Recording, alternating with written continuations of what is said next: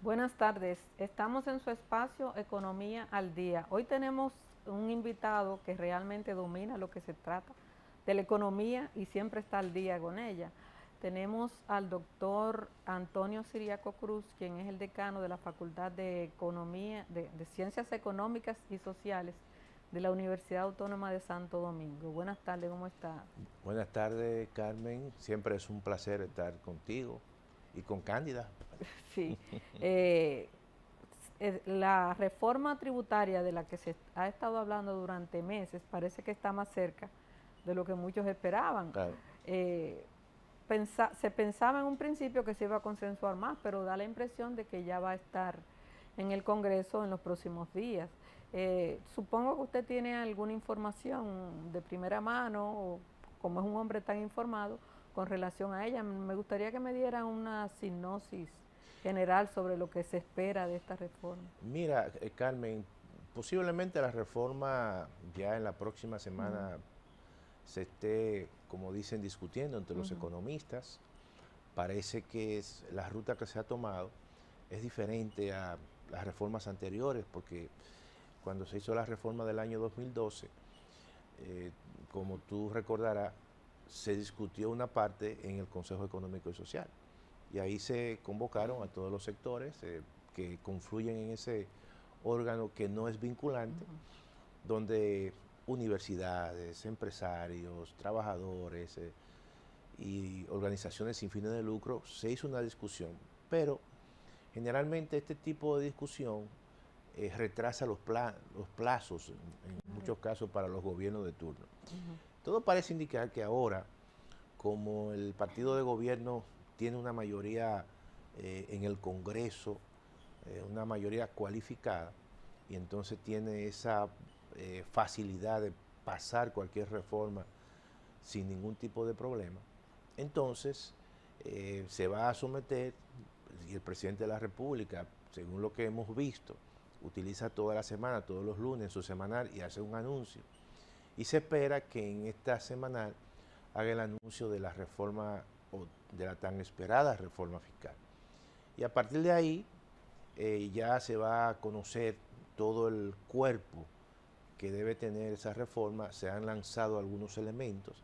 Sin embargo, yo creo que hay elementos que ya se han incorporado en el presupuesto del año 2025. Se dice que claramente va a haber una adenda de ese presupuesto porque no incorpora los posibles ingresos Ajá. que va a obtener el gobierno precisamente con esta reforma fiscal. Pero ya hay algunos ajustes con, con respecto al gasto y también con respecto a las proyecciones de crecimiento. Si cuando tú observas el presupuesto y el panorama macroeconómico, el gobierno estima que el próximo año la economía va a crecer por debajo del 5%. Va a crecer 4,75%. Ya eso indica que el gobierno ha estimado el impacto de la posible reforma fiscal, Okay. porque claramente que la reforma fiscal va a tener un impacto en el crecimiento de la economía. Cuando tú pones impuestos, en un momento determinado tú le estás sacando recursos a la actividad económica y el Estado los recibe. Eso es un elemento importante. Otro elemento importante que nosotros hemos observado en el presupuesto del año 2025 es que el tipo de cambio también el gobierno estima cierto nivel de devaluación más allá de la estimada Uh -huh. tradicionalmente. Por ejemplo, en el presupuesto en ejecución de este año 2024 es 5,59 puntos y algo pesos Exacto. por un dólar. Pero para el 2025 está estimando 63,10 pesos por un dólar. Eso significa que ya está estimando posibles impactos de la reforma Exacto. fiscal. Entonces, según lo que se ha filtrado, yo creo que el gobierno básicamente se va a concentrar en recaudar entre 100.000 y 115.000 millones de pesos. Estamos hablando del 1,7% del PIB. Y, y no va a ser una reforma que te va a incorporar temas importantes estructurales. Yo creo que eso sería un error, porque El sistema tributario en la República Dominicana tiene dos grandes problemas, que si no se atacan, claramente cualquier reforma que tú puedas hacer, lo que te va es sencillamente a resolver un problema de corto plazo, pero en el mediano plazo y en el largo plazo se genera la necesidad de hacer más reformas fiscales y eso no es bueno. Por ejemplo, el tema de la evasión. El tema de la evasión es un tema que es fundamental. Evasión y elusión. Y evasión y elusión, pero en el caso de la evasión, que está bastante bien documentada, en los dos principales impuestos, tanto el impuesto, en este caso el ITEVIS, como el impuesto sobre la renta, estamos hablando de que en el primero de los casos, el caso del ITEVIS, la evasión es un 43%, y en el caso, por ejemplo, del impuesto sobre la renta, es un 62%. Y ya incluso hay estimaciones precisas de que en el país hay más de 100.000 empresas que declaran pérdida todos los años. Eso es un problema. Pero siguen funcionando. Y siguen funcionando. Y también en el caso, por ejemplo, del impuesto sobre la renta, de casi 2 millones de incluso personas físicas, solamente 80.000 hacen declaración jurada ante el impuesto sobre la renta. Por lo tanto, ahí hay dos mecanismos en los cuales el gobierno puede tener, o los gobiernos pueden tener un margen importante para mejorar la capacidad recaudatoria del Estado Dominicano. También hay otro punto que yo creo que se ha filtrado, es el tema de los gastos tributarios, las exenciones que reciben muchas empresas. Y básicamente las exenciones no a personas físicas, porque las exenciones a personas físicas, estamos hablando que prácticamente es la mitad de los 344.000 millones que se dedican para el caso de las exenciones. Y en ese monto a las personas físicas estamos hablando de que ahí se incorporan los alimentos, claro, los medicamentos y la educación. Y los salarios bajitos. Y claro, y el salario 13, todo eso se incorpora ahí. Y entonces el resto básicamente queda para las empresas. Lo que según me han comentado parece que no se va a tocar a las zonas francas. Ya. No así al sector turismo, que parece que ahí hay una exención, unas exenciones de 13.000 millones de pesos. Y eso obviamente a través del famoso fondo, hay un fondo que se dedica a un fondo turístico, algo así, que ahí ha habido, parece que un manejo medio extraño con respecto a el uso de las exenciones. Y lo que se ha filtrado es que se le van a eliminar o a limitar las exenciones al sector turístico. Hay que tener en cuenta que hay muchos derechos adquiridos. Claro. Porque hay exenciones ahí que se han otorgado hasta por 10 años y 15 años. Entonces, esas personas obviamente que no serán tocadas. Pero creo que ahí va a haber una especie de un antes y un después. ¿Será a los nuevos o a los que ya? A los nuevos. Porque hay algunos de estos sectores en el turismo, hay algunas empresas que ya tienen más de 40 años. Parece que no se le va a tocar. Porque aunque tengan 40 años recibiendo beneficios. Pero muchas de ellas, el gran problema, Carmen, de las exenciones es que muchas de ellas están hechas sobre la base de contratos. Entonces, si tú haces un contrato muy hábilmente y te dan exenciones durante los próximos 10 años y no se ha agotado o no ha perimido ese tiempo, entonces no te la pueden quitar porque tú estás sujeto a alguna demanda. Eso pasa también con algunas empresas multinacionales o transnacionales que han firmado contratos y reciben a través de esos contratos exenciones incluso hasta de combustibles. Y eso yo creo que ata muchas veces al gobierno. Entonces, lo que yo creo es que le van a tirar piedra a los más pequeños. O sea, no va a haber Confotur ya para en el apartamentos y ese tipo de cosas. Y en el caso de Confotur hay muchas críticas allí. Incluso grandes e importantes centros comerciales en este país se han hecho sobre la base de esas exenciones, pero sobre la base de contrato. Entonces eso todo parece indicar que hay un tema legal y lo que yo creo es que le van a tirar piedra a los más chiquitos. Se ha hablado de eliminar el famoso exenciones a las compras por internet. El cine. Que no son montos considerables. Las exenciones a la ley de cine, que no son montos considerables. Y que ha dejado muchos beneficios. Y que ha dejado beneficios. Ese es el gran problema. Entonces, algunas veces cuando uno ve todo esto, uno dice, bueno, pero siempre le tiran piedra a lo más pequeño. Exacto, ese es uno de los grandes problemas que ha tenido siempre. Aquí se hace una reforma fiscal cada cierto tiempo, Sí. tenemos un montón, pero nunca se ataca lo que es la regresión de la... Claro. Y siempre uno aspira a que haya una tributación más progresiva, o sea, que afecte más lo que más tiene. Y esa lógica, Carmen, de que el 63% de los ingresos que recibe el Estado vienen de impuestos que son indirectos y el resto de impuestos directos, entonces no se va a cambiar. Lo que esto va a mantener precisamente esa proporción, que es una proporción que genera desigualdad, porque tú lo que estás haciendo es básicamente que le está penalizando a aquellos que tienen salarios fijos, aquellos que incluso tienen salarios bajos, que pagan impuestos, te pagan impuestos indirectos, está bien, porque para el Estado es muy fácil ese tipo de recaudación.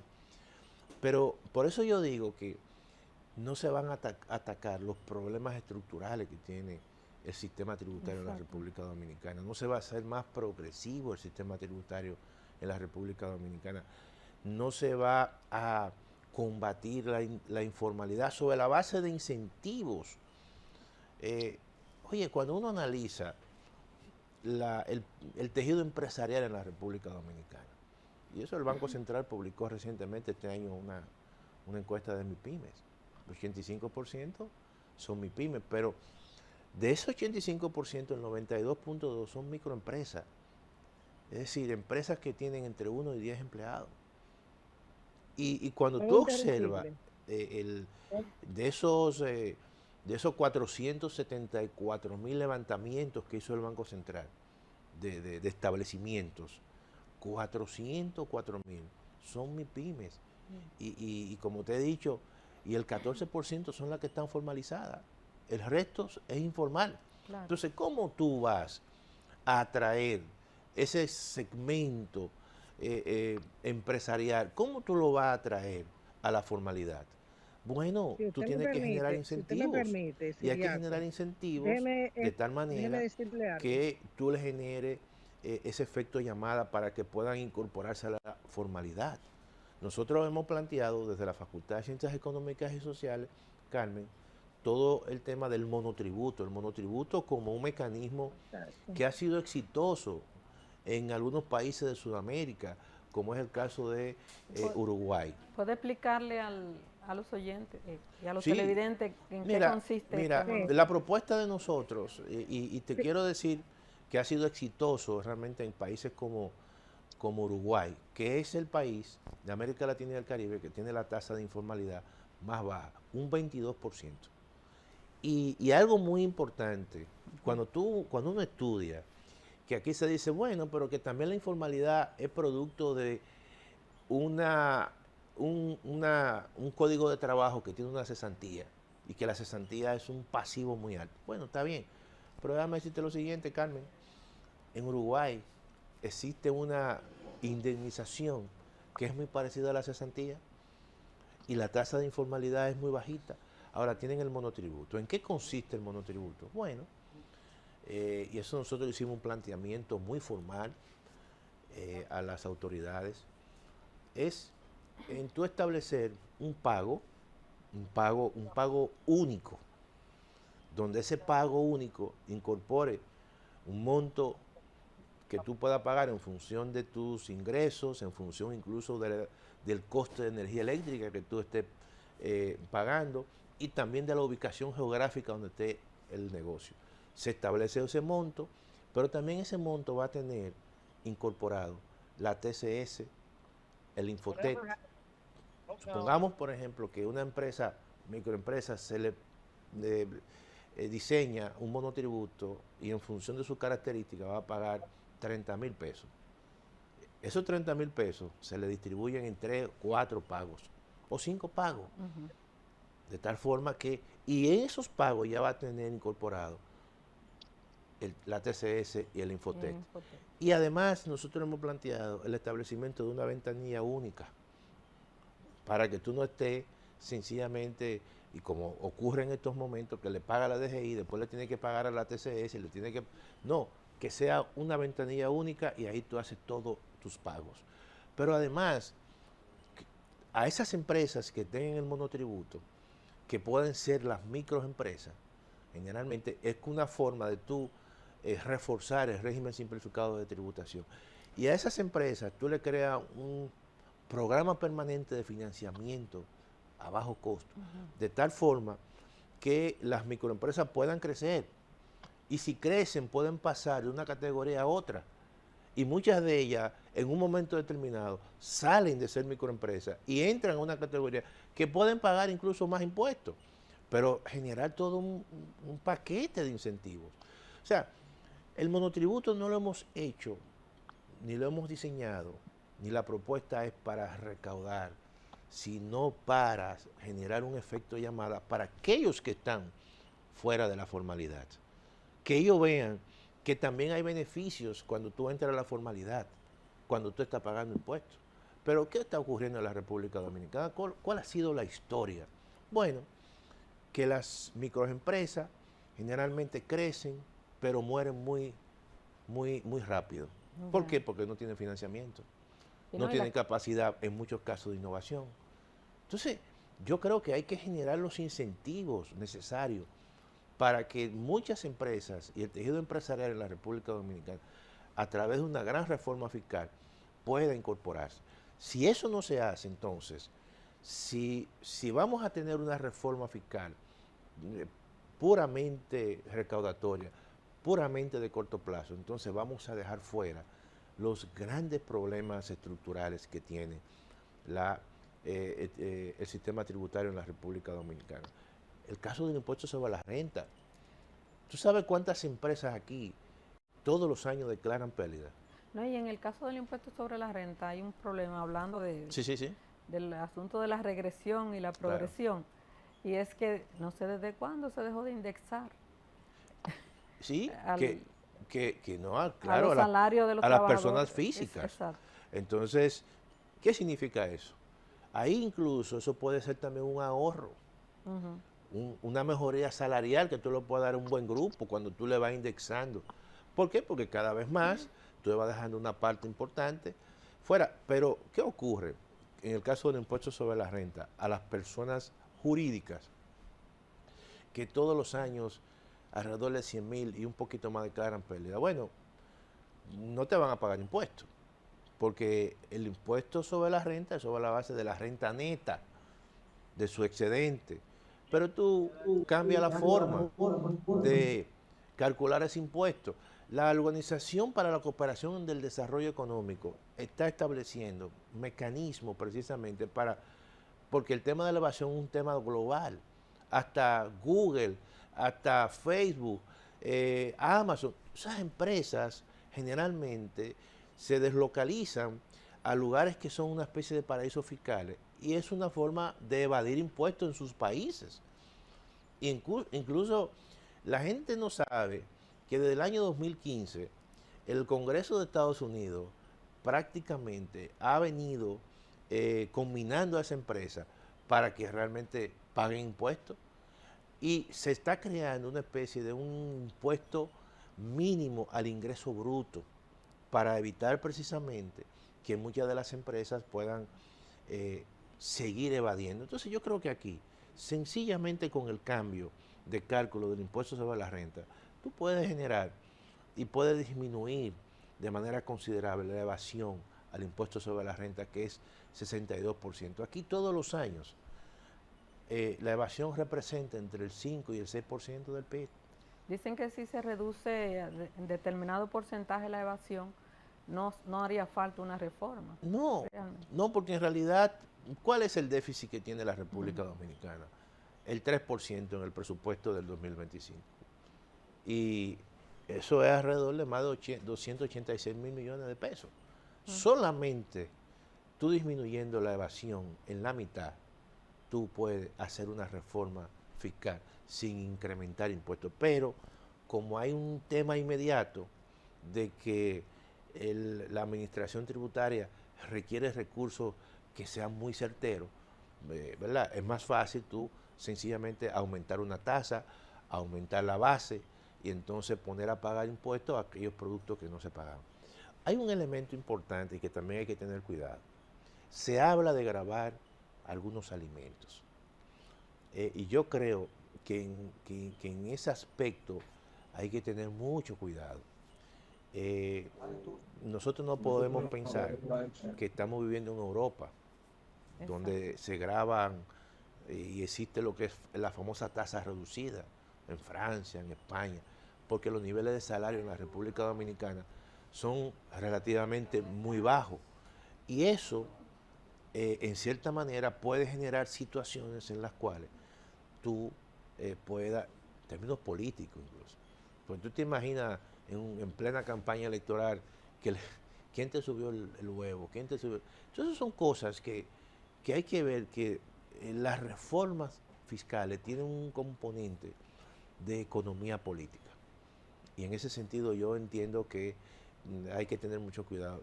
Nosotros, en la propuesta y en los planteamientos que hemos hecho desde la Facultad de Ciencias Económicas y Sociales de la UAS, decimos que las exenciones del ITEVI a los alimentos que están ahí, a los medicamentos que están ahí y a la educación no se puede tocar.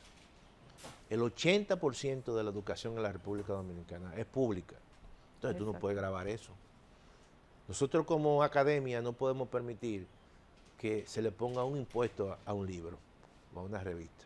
Porque eso es parte de la formación de los dominicanos y de las dominicanas. Por lo tanto, en ese sentido, nosotros, el planteamiento general y global con respecto a la reforma fiscal es que la reforma tiene que partir de la consigna de menos evasión y más recaudación. ¿Y qué tan receptivas han sido las autoridades con relación a las propuestas que ustedes han hecho? Yo pienso que han escuchado, y básicamente en el caso del monotributo, ha habido cierta, y eso es importante, ¿no? Cierto intercambio, y también en el caso de la educación. Yo creo que la educación es una excepción y parece que a la educación se le va a mantener la exención del ITEVI. Entonces, pero vamos a esperar, porque hay situaciones que entendemos nosotros que hay que atacar, que hay que, como decimos, hay que entrarle. El tema eléctrico es un tema bastante difícil. Sí, pero vamos a hacer una pausa y en el próximo segmento seguimos. ¿Cómo no?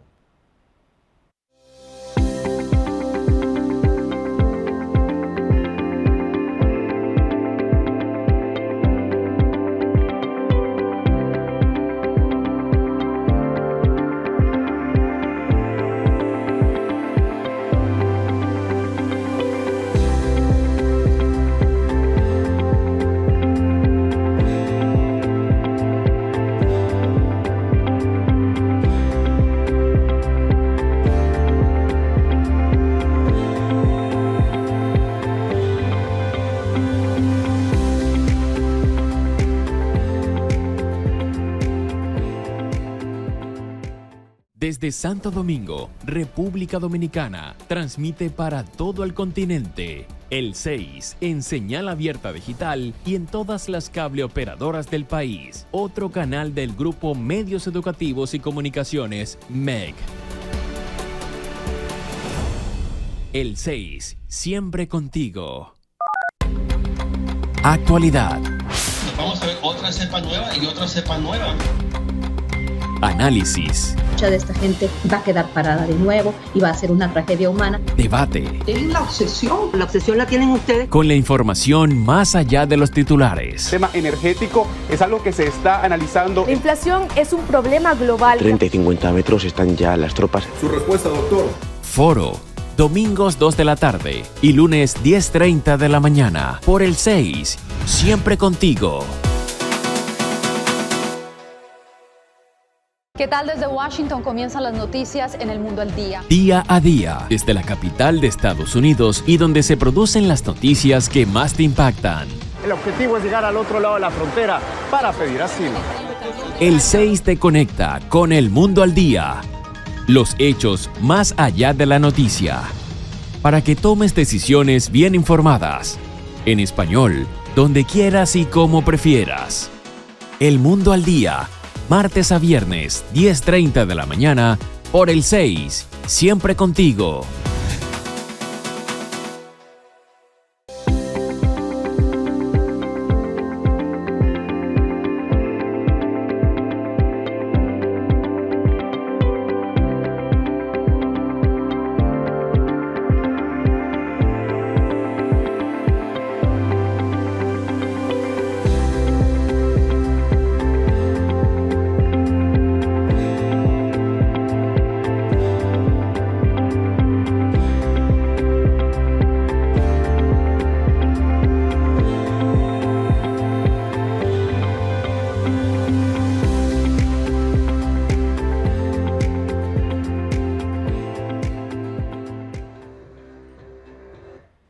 Seguimos con el doctor Antonio Siriaco Cruz.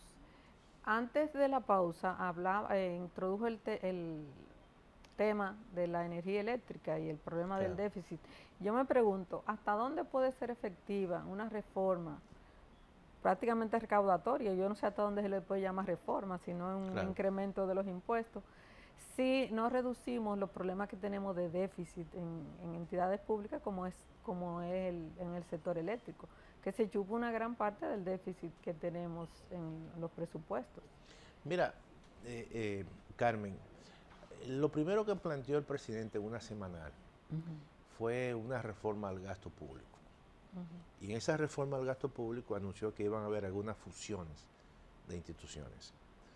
Incluso en la misma reforma constitucional hay un guiño de reforma al gasto público, porque si tú planteas la reducción del número de diputados, y si tú planteas la unificación de las elecciones, tú estás buscando un ahorro. Sí, pero cuando se habló de las fusiones, se habló de que no se iba a cancelar al personal. No, ahí voy. Entonces, ahí voy. O sea, lo que te quiero decir, y te voy a hacer ese análisis, que se habla de fusión, pero te estoy diciendo que antes de eso se plantea la reforma constitucional, donde hay guiños de aparentemente ahorros a partir de la unificación de las elecciones, y también en el caso, por ejemplo, de la reducción del número de diputados. Luego entonces se plantea las fusiones de importantes ministerios, y ahí es que el presidente de la República dice que no va a haber aparentemente ningún tipo de despido y que va a haber un proceso de reubicación. Todos sabemos que nunca es así. Claro. Siempre ocurren situaciones donde hay personas que se quedan fuera.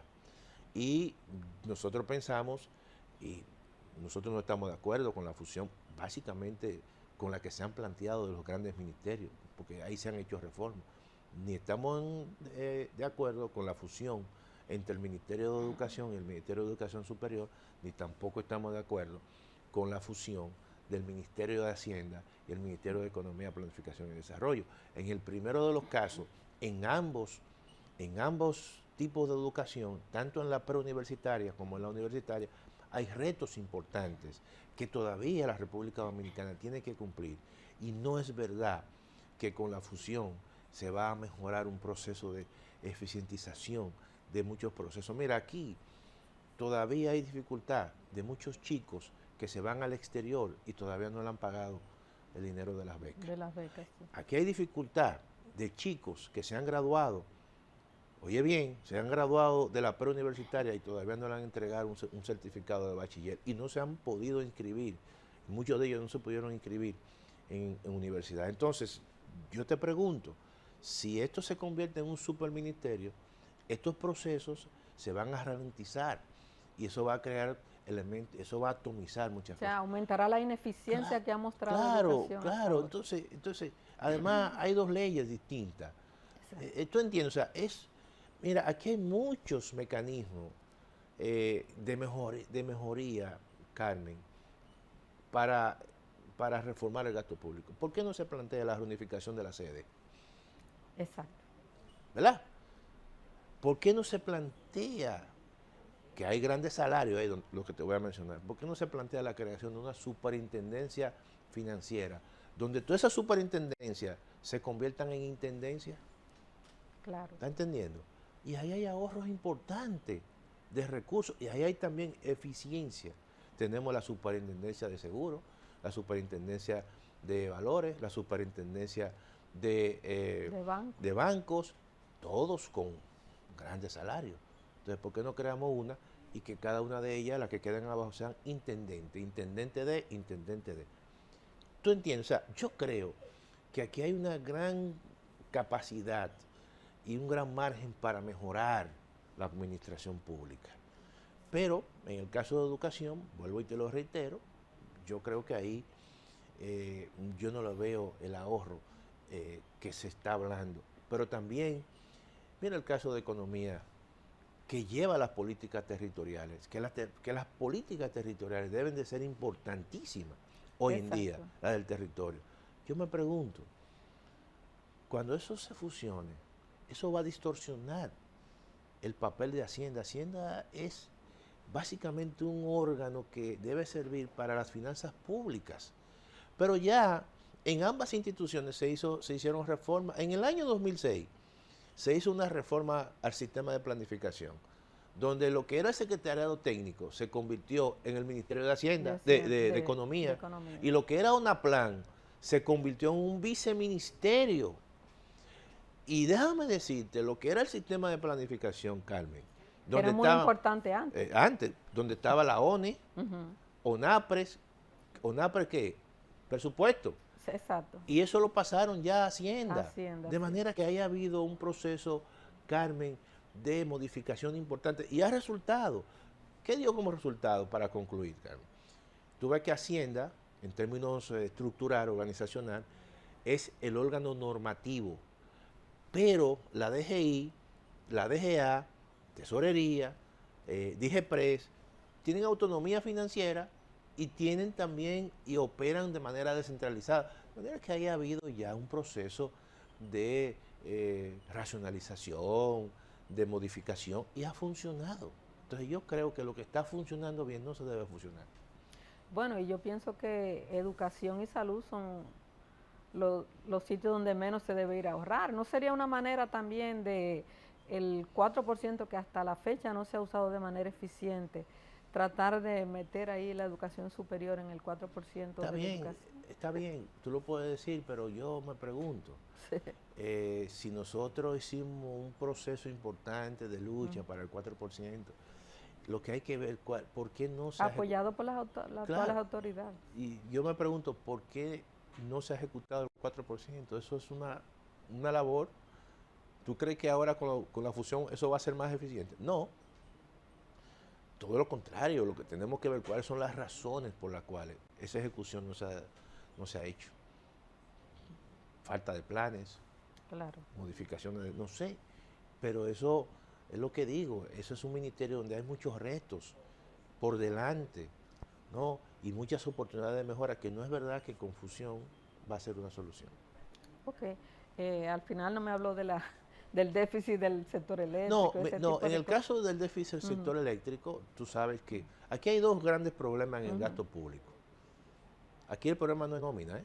No. Tú agarras en los últimos 23 años, ahí están los datos, la nómina en el 2000 era apenas el 4% del PIB. Todavía sigue siendo el 4%.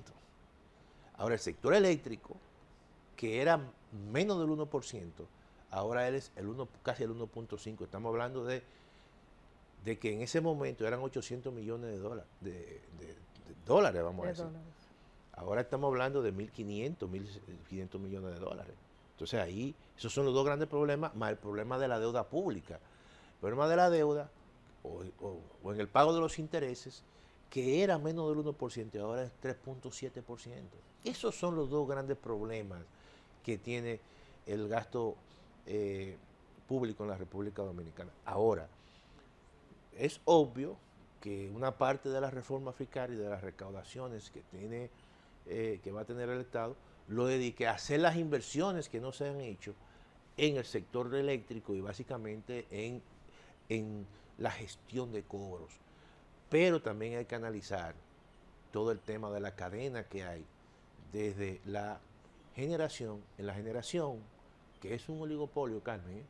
Sí, claro. Y eso ahí genera precios que son precios que le generan sobrecostos a la distribuidora. Bueno, en el sector eléctrico hay un problema serio, que es que si no se mantiene constante la inversión y si no se saca la política populista con el asunto de los cobros, tampoco se va a resolver nada. Carmen, la demanda de electricidad aquí, la demanda de electricidad está muy por encima del crecimiento de la economía. Sí, ciertamente. Entonces, ¿tú sabes cuánto es la demanda de electricidad aquí? Está entre un 11%. Entonces, ¿qué te digo? Que hay un déficit. La economía crece, pero evidentemente no crece en función, y la generación en función de la demanda que hay. Sí. El tema realmente es apasionante. Es un tema, es un problema. Pero el tiempo se acabó. Hay que despedirse hasta el próximo sábado y agradeciendo al doctor Siriaco por su presencia aquí, que ha sido realmente muy Gracias, Carmen. ilustrativa. Volvemos el sábado.